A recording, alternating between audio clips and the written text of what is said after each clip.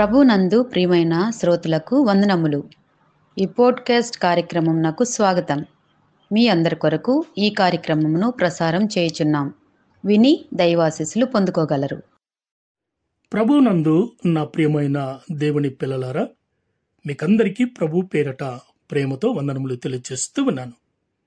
మరొక వాక్య సందేశము ద్వారా మీతో దైవ గ్రంథములో నుండి కొన్ని విషయములను పంచుకున్నటకు దేవాది దేవుడు మనకిచ్చిన మంచి అవకాశమునకై వందనస్తులమయ్యున్నాం.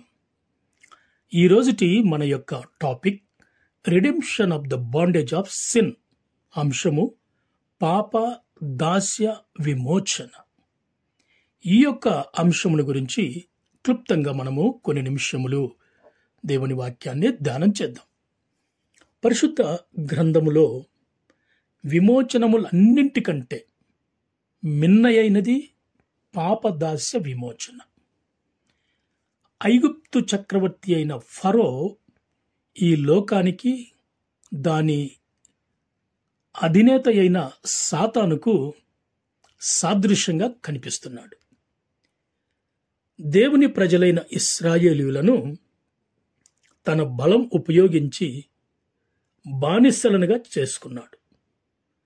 నేడు సాతాను అనబడిన ఈ యొక్క దుష్టుడు లేక ఈ లోక అధికారి మనుష్యులను అనగా క్రీస్తును ఎరగనటువంటి వారిని తన అధికారముతో బలహీనులనుగా చేసి తనకు ఊడిగం దాసత్వం చేయించుకొనుచున్నాడు.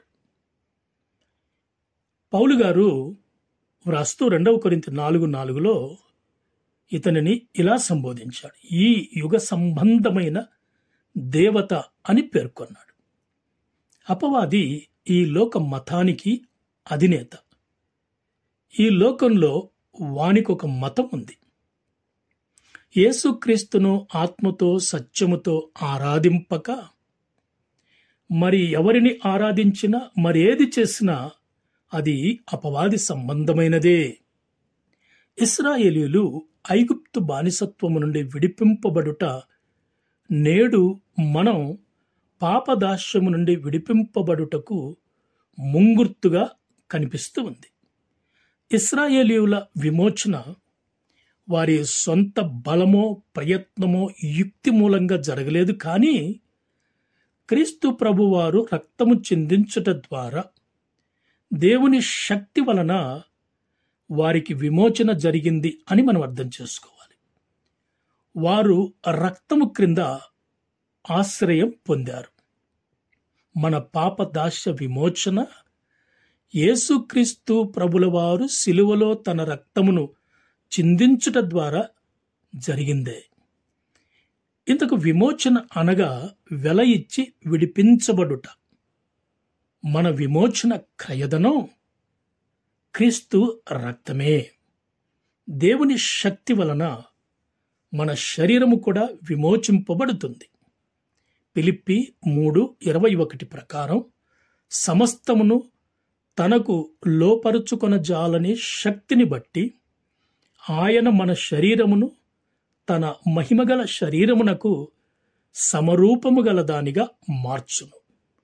మనలను విమోచించిన మన ప్రభువైన యేసు క్రీస్తు ప్రభుల వారికి యుగ యుగములకు మహిమ కలుగునుగాక. ప్రభు కృప ఈ దినమంతా మీ అందరికీ తోడయుండునుగాక. ఆమేన్.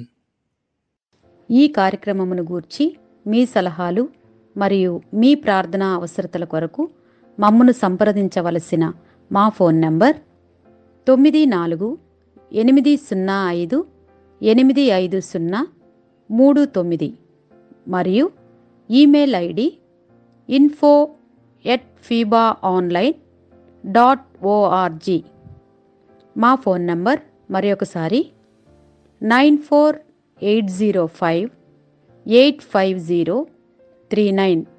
Email ID info@fibaonline.org.